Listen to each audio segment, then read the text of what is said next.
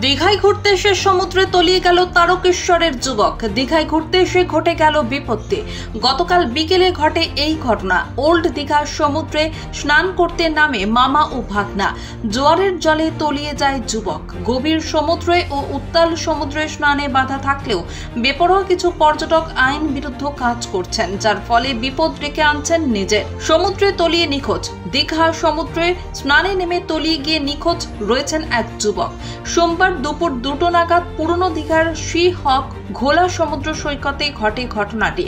নিখোঁজ স্বপন মালিক, বয়স 25 বছর, হুগলির তারকেশ্বর এলাকার বাসিন্দা, বেসরকারি সংস্থার কর্মী। 2 দিন আগে কর্মসূত্রে দীঘা মোহনা থানার উত্তর খাদাল গোবরার বাসিন্দা মামা তপন সানার বাড়িতে এসেছিলেন। এই ঘটনায় রীতিমতো চাঞ্চল্য ছড়িয়েছে সৈকত শহর জুড়ে। দীঘা পুলিশ প্রশাসন এবং দীঘা শঙ্করপুর উন্নয়ন পর্ষদের তরফ থেকে বারে বারে সমুদ্র স্নানে বাড়তি নজরদারি দেওয়া হয়। তার মাঝেও নির্দেশিকাকে বুড়ো আঙুল দেখিয়ে বেপরোয়াভাবে গভীর সমুদ্র স্নানে নেমে বিপত্তি ঘটাচ্ছেন কিছু পর্যটক।